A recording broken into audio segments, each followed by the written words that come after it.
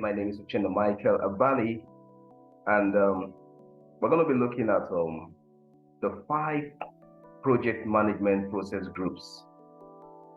The 5 project management process groups, and I'm going to take my time to break this down, in a way that can be clearly understood by everyone. All right.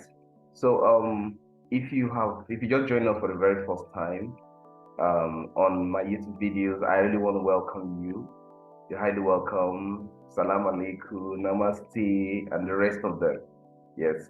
If you have not subscribed to my YouTube videos, I would really recommend that you just hit the like button and subscribe now, so that you can be able to, get all the videos I'll be dropping on project management, especially if you are a professional, a practicing professional, and also you are a certified you want to write the PMP exam, or your CAPM exam, or your Agile, exam, I would advise that you really subscribe so that you can get my videos and all that. Because I'm going to be treating topics across all the, project management, field or knowledge areas. So, but for this morning, for today, we're going to be looking at the 5 project management process groups.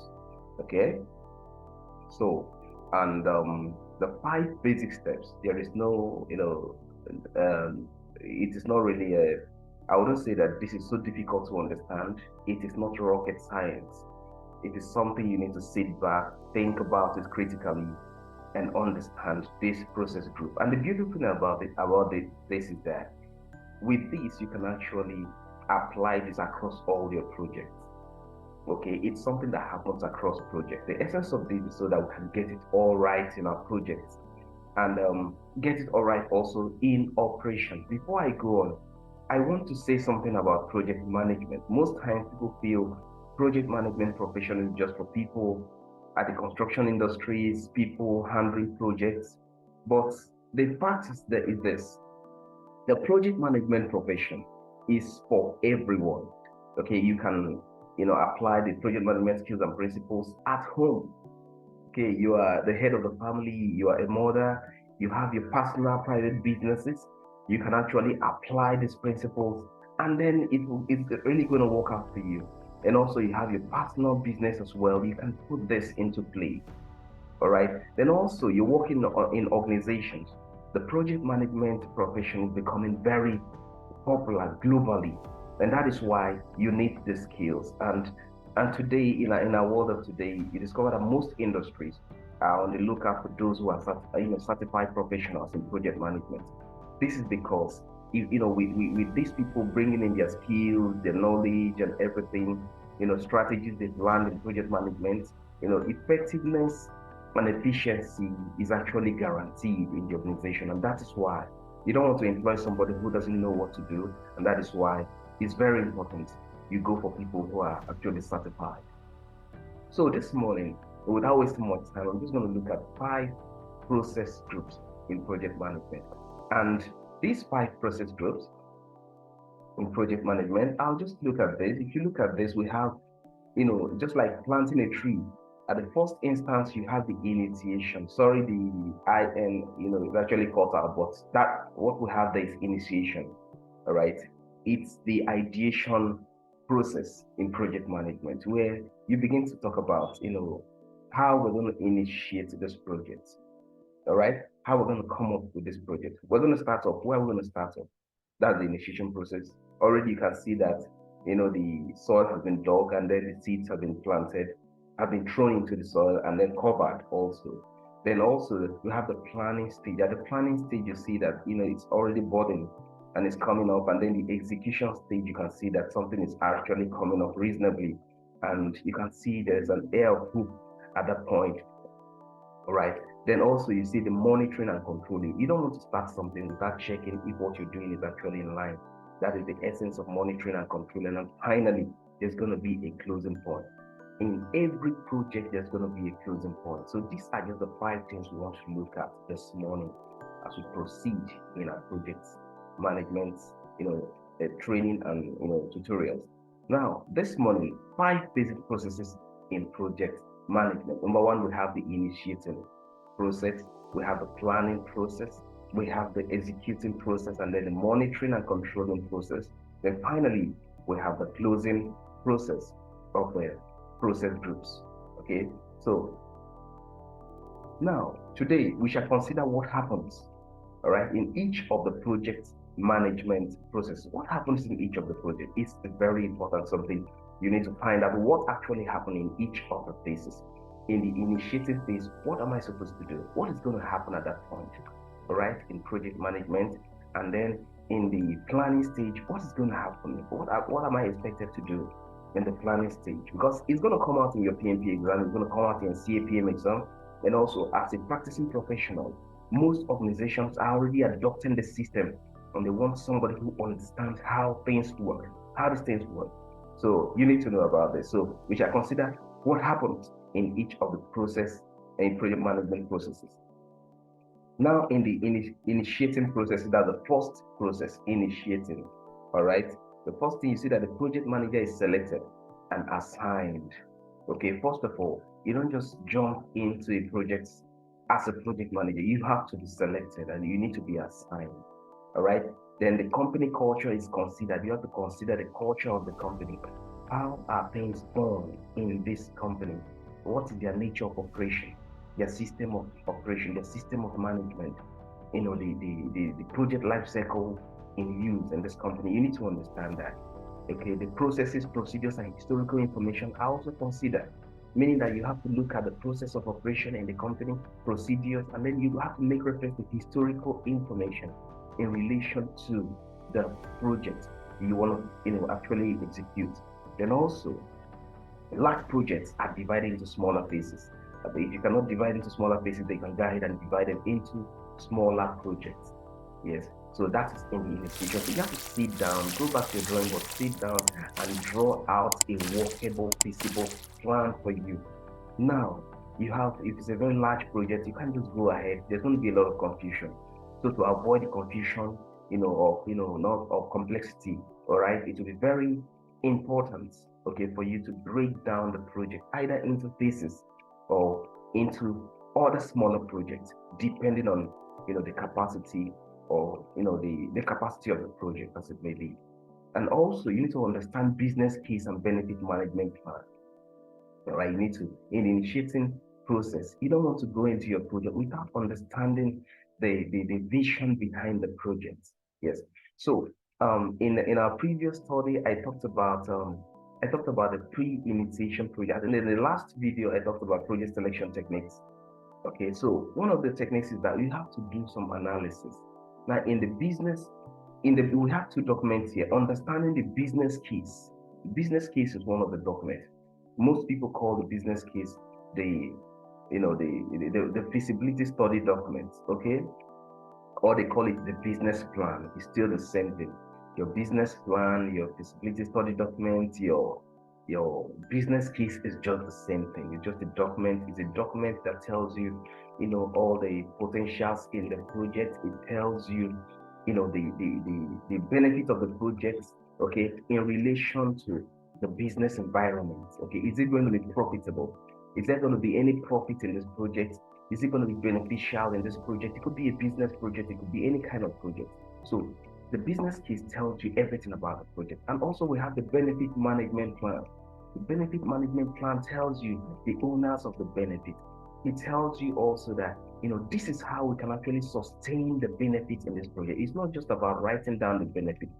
If you don't manage the benefit properly, there's a possibility of losing out the benefit by the end of the project, and you don't want that to happen. And that is why, what you do is that you have to consider the benefit management plan, right? So the benefit management plan helps you to manage your benefits and also sustain your benefits so that you can actually, enjoy the benefits at the end of your project.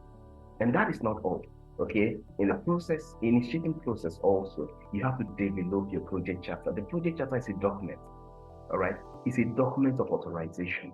And I want to those who are going to write the PMP exam and the CAPM exam, I want you to bear this in mind, okay? That without a project chapter, there is no project. A project only exists because there's a project chapter. So a project chapter is a document. It's a document of authorization. and it authorizes the existence of the project. That's what the project that charter does. And also, in the project charter, you can actually find the project manager, the assigned project manager to the project. All right, you can find that in the project charter. Okay, so it's a document of authorization, and also you find things like the objective of the project, the goals of the project, the high-level stakeholders in the project. You can find all that in the project. You can find the constraints. All right, the project constraints, few constraints you can actually find. You can see the strength of the stakeholders right there in the project charter. All right, so also you are going to identify your stakeholders and determine their expectations, their interests, their impact, and their influences. Now, I did mention in one of my previous videos that the stakeholders are very important in a project. So you cannot carry on with your project without carrying your stakeholders along, right? So there are different kinds of stakeholders in a project. You have to bring them into consideration, identify them. All right, identify the stakeholders in your project. Okay, there are people that your clients are stakeholders. The team working with you in the project are stakeholders as well. Okay, then the people who are affected by the project, it could be the FRS because they have to collect tax and whatever, tax in the project, whatever, depending on the system, the development, bodies, government development bodies are also stakeholders, because if you don't carry them along tomorrow, they may just come to your project site and tell you, okay, you have to stop work because you're not working in line with approved plans. So you have to look at all that and carry all your stakeholders along. All right, you have to look at their interest. What do they want in this project? How do they want the things to go in this project? And also you have to look at the impacts, right? The impact and then the influences on the project. Influence means what they can do, their actions that can affect the project, either positively or negatively. That is their impact and influence. So you have to put all that into consideration. And also, this takes us to the next process group, which is the planning. Now, once you're done with your initiation, the next thing you're going to do is to go ahead and plan for your project. And what do we mean? Planning means you're putting everything into place. Now I have broken down my project. I've gotten what I need to do. I have to put a plan, a workable plan in place. So in planning, you're going to determine development approach, the life cycle, and how you will plan for each knowledge area. You have to look at it and say, okay, how am I going to approach this project? This project, is it going to be, what would be the most suitable, development approach for this plan? Am I going to use a predictive approach? Am I going to use an agile approach? Am I going to use a hybrid approach? You're going to look at all that, the life cycle that you want to use, and how you will plan for each knowledge area. And you have to define and prioritize your requirements. All right, what are my requirements? What do I need to carry out this project? What do I need? I'm going to write them down 1, 2, 3, 4, 5, 6, and then I'm going to write them down and prioritize them. What is my priority in all this list? I've written down a list of requirements. Which one comes before which? We're going to put all that down, and also determine the planning team. Okay, when I mean determining planning team are the people working together with you. Okay, people you work together with to carry out the planning process. So who am I going to work with to carry out this planning process? You're not going to do it alone. You don't need to do that alone. There are subject matter experts that you need to work with, people who understand it very possibly better than you. So you need to bring them in and work together with them. Determine your planning team. Create WBS and work WBS dictionary. Okay, WBS simply means work breakdown structure. In this video, I'm going to give you a very good example of the work breakdown structure. And then the work breakdown structure dictionary tells you a definition of all the works or work packages that is broken down. You have to define them. It's like a dictionary, all right? Tells you, okay, this aspect of this, it tells you in detail about the work packages in your work breakdown structure. Then also you're going to estimate your resource requirement. How many, when we talk about resources, you have to look at this in 2 dimensions. You have to look at the human resource, okay, the people you're working with, human beings in the project that you need to work with. All right. And also you have to look at the second part of it, which is the material resources. Okay. Now, what do I need? What are the materials I need? You have to look at it in these two dimensions, and then you do an estimation of the requirement, human resource requirement, material resource requirement. Then after that, you're going to estimate activity duration and cost. Okay, what are the activities that that's going to happen throughout from the beginning of the project to the end of the project? You're going to break these activities. Maybe there are 10 activities you need to carry out. You're going to break them down into 10, and then you're going to assign the timing, that's the duration. How long will it take you to complete each of the activities? So from the beginning of it, you're going to assign the timing based on certain criteria. It could be based on experience, it could be based on measurement and a lot of other things. Break it down and establish a schedule for that. Then determine quality standards, processes, and metrics. Quality is very important in your project. If you're not considering quality, then I doubt if your project will be accepted at the end of it. So as much as possible, you need to have it behind your mind that at the end of my project, I want the final users to accept my project with all satisfaction. All right. It will be very embarrassing for you to finish up your project, and then at the end of your project, they're telling you, no, this project is not okay, it's not good to go, it's not in line with standards. So you have to determine quality standard processes and the metrics. That's how you want to measure the standards. Okay. Then also you have to determine the team charter and all rules and responsibilities. Now, the team charter, initially we mentioned the project charter.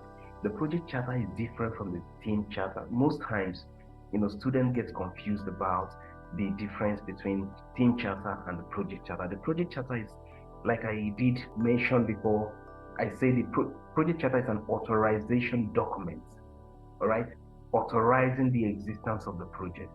Okay, but the team charter helps you to control your team.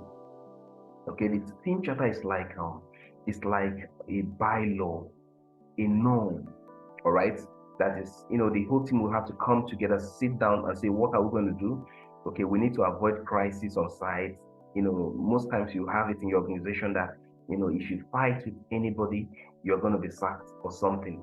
Okay, or if you do this will happen. So that is a team charter. You're trying to kind of put the behavior of the team in check while the project is in progression. All right, so that's what we call the team charter. It's just a document that stipulates the behavior of the people, the do and the don'ts in the project. That's what the team charter is all about. And also you have to define the roles and the responsibilities. Who are the supervisors? Who are the assistant supervisors? Who are the next people? Who is going to do this? Who is going to do that? Who is going to do what? And all that will be specified in the planning process. Then you plan for communication. You plan for your risk. You plan for your procurement. All right. You want to plan for how you're going to communicate with people. What kind of projects? Is it a co-located project? When we mean a co-located, it means that all the team members are on the same location. They are all on site. They are all together, so they can easily see one-on-one, face-to-face, and they can hold a meeting together. They can talk to each other. It's a co-located team. Then we have dispersed team, where maybe it could be a global project. You have some people in the United States. You have some people in the Caribbean, you have some people in Asia, some in Nigeria, some in just Africa and all that. So now, because of this dispersed team, now you also have to figure out a communication, a kind of methodology in that you need to adopt to be able to, carry out effective communication. You have to determine the mediums. Is it going to be through Zoom? Is it going to be through whichever medium you want to put up? You have to plan all this. Then also you want to manage your risk. Okay, you want to manage the unforeseen circumstances, situations you're sitting back and you're asking yourself, now, what is it? What are the limitations? What are the possible limitations that can actually stop us from executing and achieving our goal in this project? So you put that, write them down, and these things are going to be risk. And you want to raise up risk responses to tackle all this. Then also you plan your procurement as well. Procurement is fully planned. You have to put it in place. You have to get your vendors. You have to sign and write agreements and approve the agreement. And there has to be, a term of reference, terms of service level agreements raised at the procurement level to make sure that, everything is in check, depending on the, the development cycle you want to, you're adopting. And also, you have to create change and configuration management system. All right. How do you want to manage change in your project? You have to plan this at the planning phase of the process of the project. Okay. How do you want to manage change? Can you just make change in your project anyhow? How do you make change?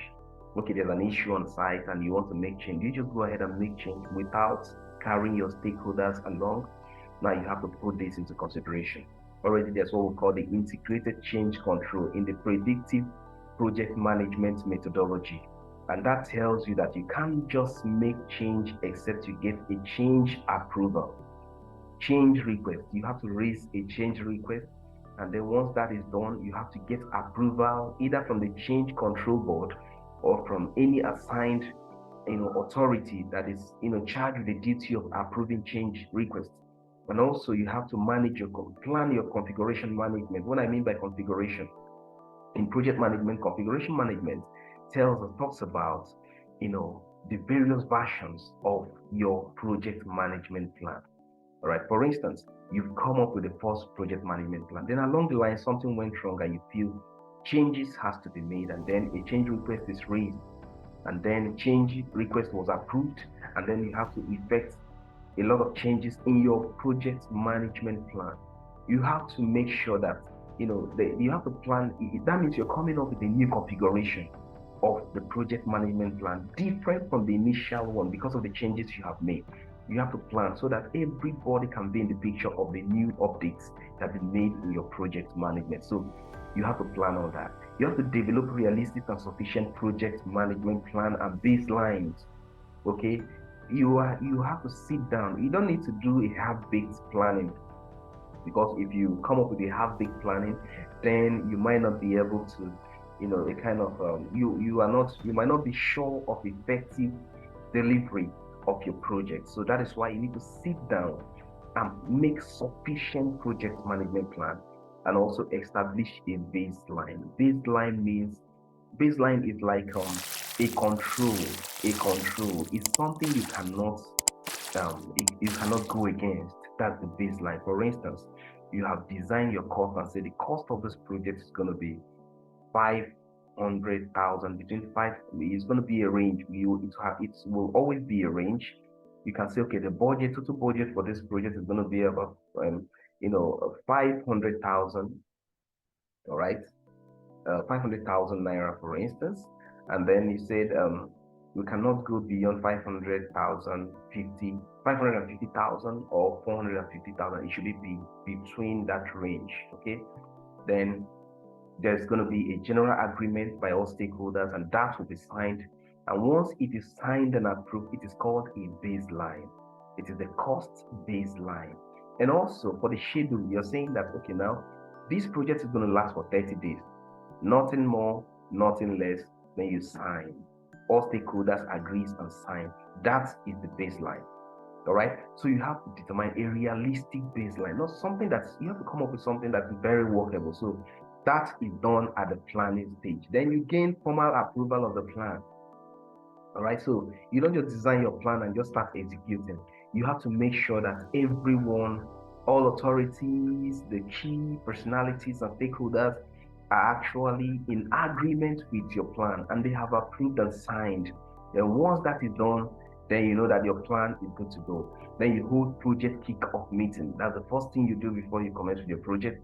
There has to be a kick-off meeting. It's going to be a meeting meant to, that is where you're not bringing in your team, your project team, everybody, those who are actually going to execute the project are fully on ground. Then there's going to be a kick-off meeting. And the essence of your kickoff meeting is to introduce the project to everyone. You want to introduce the stakeholders around your project team, your project planning team, everyone is around, and then you want to introduce the project fully. That's the essence of your project kickoff meeting. So this takes us to the third process group in project management. And that is, okay, before I do that, I told you I was going to show you a sample of the work breakdown structure. So this is just a very simple sample of the work breakdown structure of Yeah, and this is talking about construction of a house.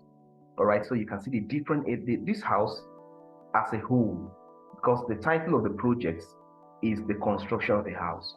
Now, we don't want to carry it as a whole, so we want to break it down into different, like I said, phases or different, project depending on how big the project is. So we want to break this construction of the house into different elements. So the first thing we are seeing there is the design stage. We broke it down into 5: design, procurement, construction, inspection, turnover. All right, so these are the various elements. So under each element, we also have other breakdowns.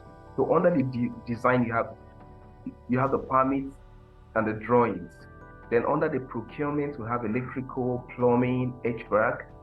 Then under the construction, you have the interior and the exterior. Then under the inspection, you have the masonry work and the building finishes. So that is how you're going to carry out this project. Under the turnover, you have the walkthrough and the closing. All right, so now this makes it so easy for you to manage your project. You don't have to be breaking your head and say, where do I start? Where do I go from? Where will I go to? Already everything has been broken down, at the work breakdown structure stage, making it very easy. You just know what to do and you know the next step to take in your project. Yeah, so this takes us to the third process group in the project management, which is executing process group. Here, work is executed. This is the area in project management where we carry out the project work, because everything has been done, we've initiated, we've planned everything, we're now ready to go. So here we are actually running.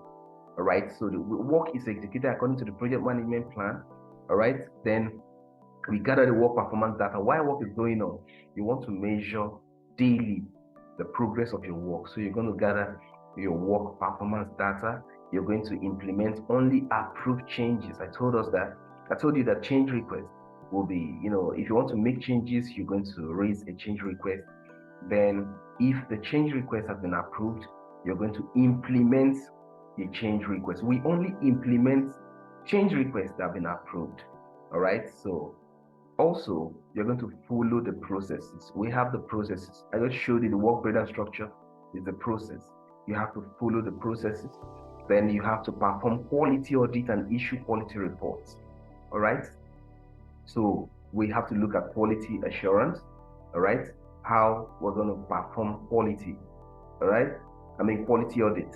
You have to make sure that your, the execution of the project is in line with the defined baseline.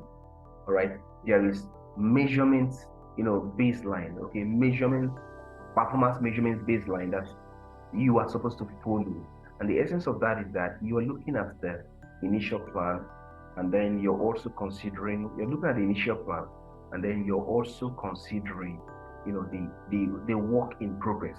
You want to know if the work in progress is in line with the designed plan, and that is the essence of quality, right? The essence of that is that you want your project to be accepted in the end of it. So that is the essence of that. And also you have to manage people. People management is a major aspect of project management. You have to manage your team. Okay, you have to make sure that your team delivers well, right? So if you are not able to manage your team very well, you might not be able to get the best input from them. So that is why you need to manage your team. And also you have to evaluate team and individual performance, provide training for them. You have to look at their performance over time. What is their performance? What is their work? The team velocity. What is their speed of, performance? What is the effectiveness of delivery from this team? Now, if there are issues, then you have to look at it very well, critically, and see if you need to provide training for them, if you need to improve on their abilities. So that is team management. And also, you have to send and receive information and solicit feedback. That is communication. So in your communication, you have to make sure that if you're communicating while the project is going on, get feedback to be sure that your communication is clear. All right, because wrong communication would mean that they might just get something wrong because they didn't get the instruction right. So make sure you communicate well, and also facilitate stakeholders engagement and manage expectations. You have to, like I said, you have to do everything as you go on your project. You must not, push off your stakeholders. You have to make sure that all your stakeholders are engaged in the project execution process. The essence of this is that you want to gain buy-in from your stakeholders. All right, they will be a part of it. So whatever happens, most times they will be the ones speaking up for you because they know you have carried them along throughout the process of the project. So that is why you have to facilitate stakeholder engagement and also evaluate sellers, negotiate and contract with sellers. This is the procurement process. Okay, so you have to conduct procurement in the execution process. How do you do that? You have to evaluate your sellers. How do you do that? You have to throw out an advert and tell them that, okay, now we're accepting, we want you to express your interest for this project. They're going to bring in their expression of interest. Okay, then you're going to evaluate based on the company profiles. You want to know the profile of the companies. You want to know their years of experience. You want to know if they can deliver on this contract. Then you're going to negotiate with them on the amount that, okay, they can actually take to be able to deliver in this project. And also, you're going to design a contract, an agreement, okay, between you and your vendors, you and your contractors, okay, or your sellers, whatever be the case. So you have to do all that. That's conduct procurement. Then you use and share project knowledge. In projects, we have we have the explicit knowledge and we have the tacit knowledge. All right, we have the tacit knowledge. Sometimes there are some level of knowledge you can't really just share anyhow. You can't document anyhow. It could be people's special way of doing things. Okay, maybe people's experience, people's special way of handling projects and situations. So you want to manage this. All right, you want to see how this can benefit the project. All right, so you have to use and share project knowledge. All right, so you use and share project knowledge and also execute contingency plans. In your project, you have to make contingency plans, possibly because there are, risk in the project. So if there are risk in the project, you have to do or make a contingency plan to take care of the risk, okay, to cushion the effect of the risk, okay. So that is the essence of the contingency plan. Yes, and also you have to update your project management documents. Update your documents. These documents are going to be the part of your knowledge, project knowledge repository in time to come. So you're going to update your project management document. And also, that is the executing process group. Then this takes us to the fourth process group, monitoring and controlling process. The monitoring and controlling process, happens, it happens at the planning stage and also at the executing stage. So it's a kind of, it happens simultaneously with those stages, those phases of the project. Now, in this case, you want to know if what you are doing is in line with a plan you have made. That is the essence of monitoring and controlling. And the vision behind this is that you want to make sure you're getting it right. Okay, so bear this in mind.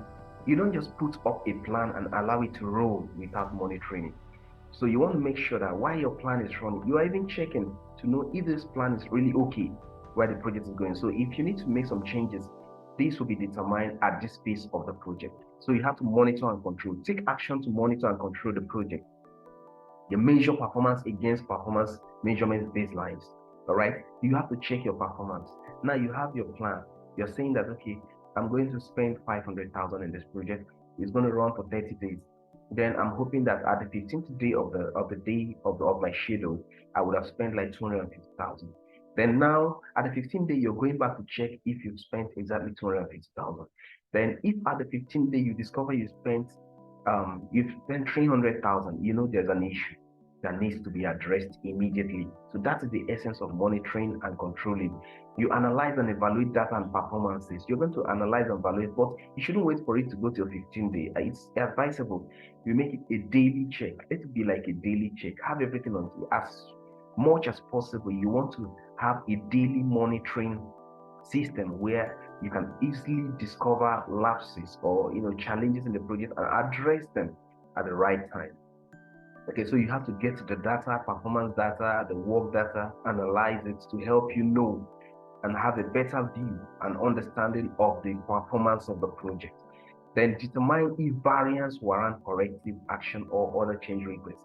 Now, maybe at the end of it, maybe you discover that at the 15th day, instead of spending 250,000, you spend 300,000. There's a variance of 50,000.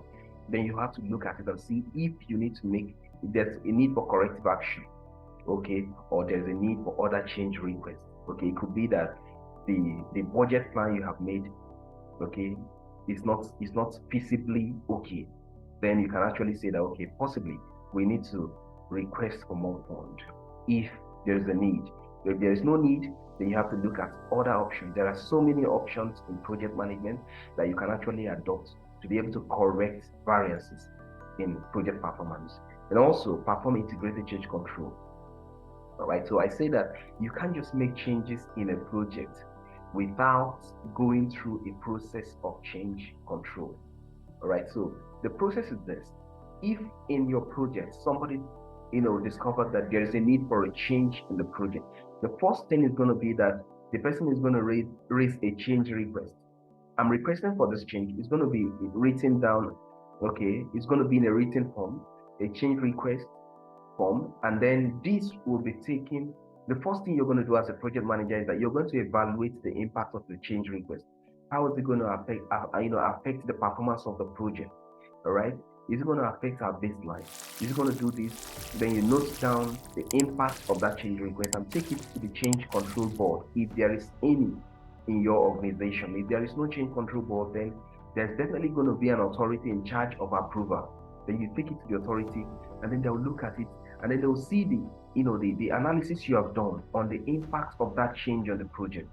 Then they will figure out if they need to approve the change or not. All right, so it's called perform integrated change control. Then also inform stakeholders of all the change requests. But before I go on, back to the perform integrated change control, if the change is approved, okay, you're going to go back and inform the person requesting for a change. Then you're going to document the change request. All right, you're going to document that. If it's not approved, you're still going to go back and inform the person that requested for the change request and tell them the reasons why this change cannot be absorbed at this time. And also inform stakeholders of all change requests. Like I said, you have to inform them of all the change requests, whether approved or not. Let them understand, let them know, let them be aware of everything. Okay. Then also still on monitoring and controlling process, you monitor the stakeholder engagement. How are the stakeholders engaging in the project? Are they being carried along? Are there stakeholders that are left out of the project? What is going to be the impact of leaving out stakeholders? You're going to monitor all this. Okay. Then you're going to confirm configuration compliance. All right. For instance, changes have been made in the project management plan. You're going to make sure that the changes that have been made are complied with in the execution process. Then gain customer acceptance of interim deliverables. Now, in between, there's a need for you to carry your customers along. Let them come look at the project at the interim stage of the project.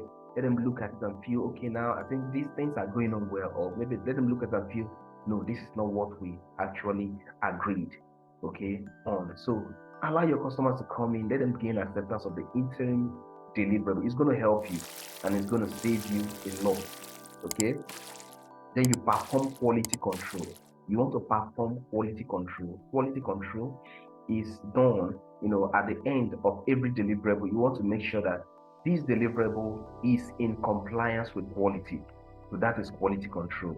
Then perform risk reviews. You review your risk and see if the status of your risk are still the same. Then reassessment and then audit. Perform risk reviews, reassessment and audit.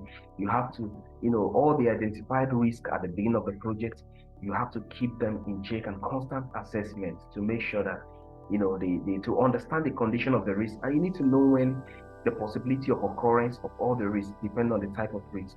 Okay? Then you apply your risk responses.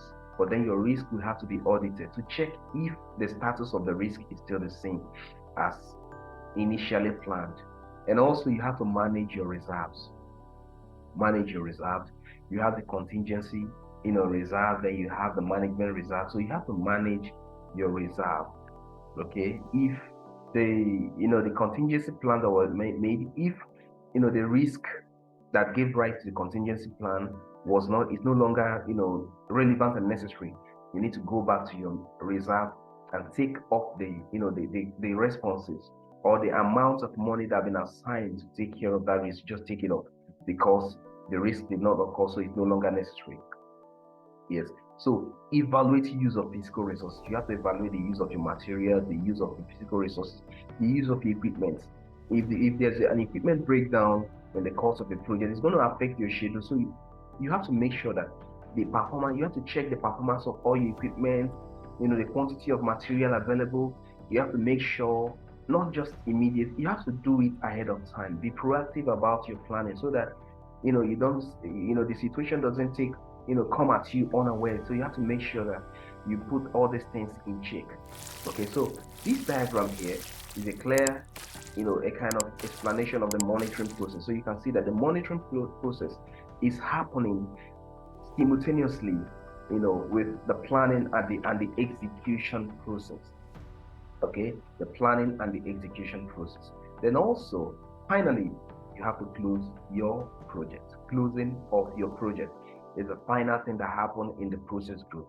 So to do this, you have to confirm that work is done to requirements. You have to complete final procurement, closure. All right. If there are agreements with your vendors, you don't just say, okay, the project has ended, I've not finished paying them, so it's at my advantage, I can just close the project and disappear. Then at the end, your vendors will be running around, looking for you. That simply means that you have not completed your project. So you have to make sure you complete final procurement closure, settle all your vendors, pay them, pay all your contractors, and close the project. Then gain final acceptance of the products. Now, you will agree with me that if the final users, if your product is useless to the final users, then your project, you cannot, you can't really say that you have completed your project. All right. So you have to gain final acceptance of the product. Your users will have to tell you, okay, now this product is just perfect and what we expected.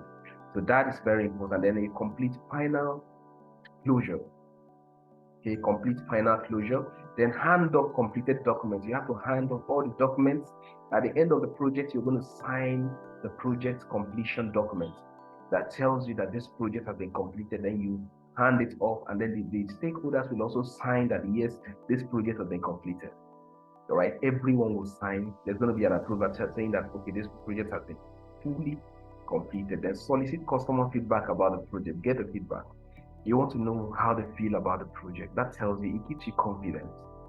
All right, it gives you satisfaction, and it tells you that yes, you know what you're doing and you're actually working with the vision. And also, you have to complete final performance reporting. You're going to report on the performance of the project and also index and archive records. Okay, you want to index, you want to archive all the records that you've been used for subsequent future projects, and also gather final lessons learned and update knowledge bases. So these are the process of the closing group, and also this brings us to the final, the last discussion, the last thing we have to discuss in this project, project management training topic. Now we have looked at the five process groups in project management. That's what we just looked at. The 5 process groups in project management. And I believe you just picked up, you picked up something today in our lesson today. I believe you picked up something today. And as much as possible, I want you to go over this lesson again. The 5 basic processes in project management: initiating, planning, okay, executing, monitoring, controlling, and closing. Take your time, go over this video again, and get used to this process. Yes. And in your exam, it's going to be very relevant in your exam. I wish you all the best. Once again, my name is Uchenna Michael Abali. You have gone through this video and you're actually, gaining something, you're adding up to knowledge, and you want more of this video. I want you to just hit the like button and then also subscribe to this video so that you can get other videos as they drop as well. Yes. For now, it's going to be bye for now. Thank you very much for hanging on till this time. See you again in my next class. Thank you.